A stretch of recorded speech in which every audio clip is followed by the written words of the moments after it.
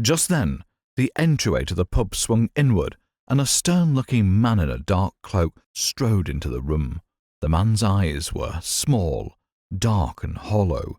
His complexion was a sunburnt brown, and the contour of his face was irregular and ill-formed.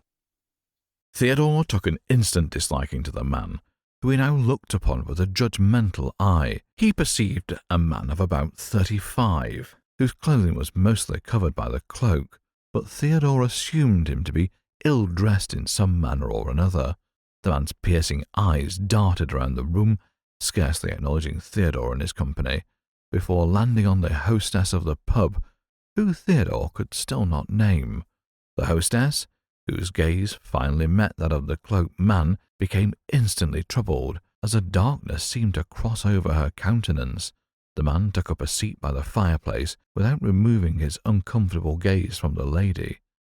Hoping to break the dark tension which now interrupted the merriment of the pub, Theodore rose from his seat and approached the small bar.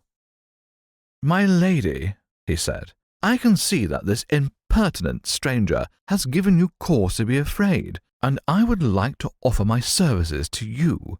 He placed a hand on the pommel of his sword with intent as he turned to look at the man who was now seething with rage. "If only he were a stranger," the woman said so softly that it was almost inaudible. The man got up so forcefully that his chair was knocked over. "Maledetto Inglesi!" he spat furiously. "Cursed Englishman indeed, sir, and if you have the insolence to ridicule me, I would prefer you to do so in the language we speak here in England. You do of course know what that is." He laughed, revelling in the banter haughtily. "You think of yourself as some noble gentleman, and yet you speak to a count as if I were a feeble-minded fool. Yes, I speak your language, although it lacks elegance, and it is you who ridicule me. A true gentleman would be more aware of his behaviour."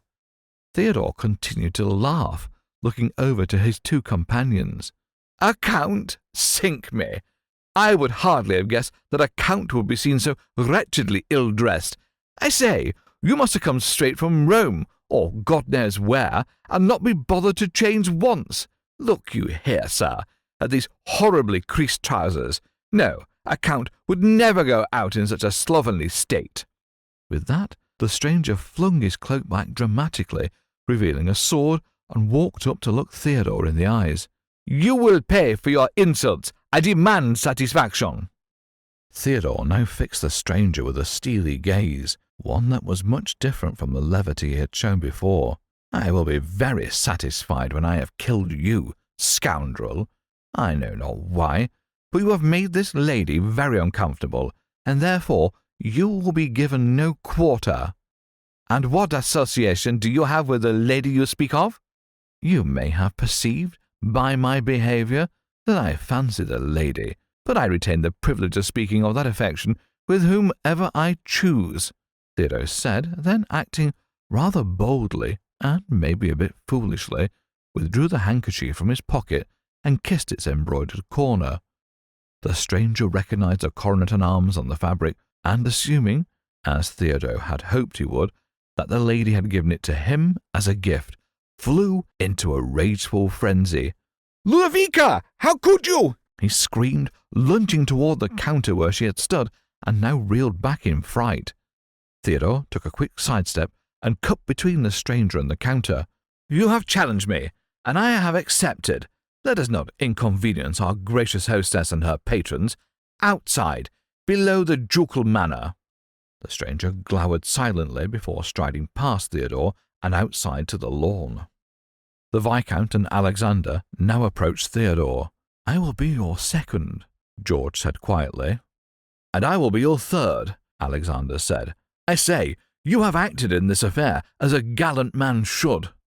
I am truly blessed to have not one, but two true friends." Theodore nodded to his two companions before turning to speak to the hostess. "My apologies for this whole affair, my lady. I would not dream of acting against your wishes, so, in case my actions have offended you, speak now so that I can do only as you wish."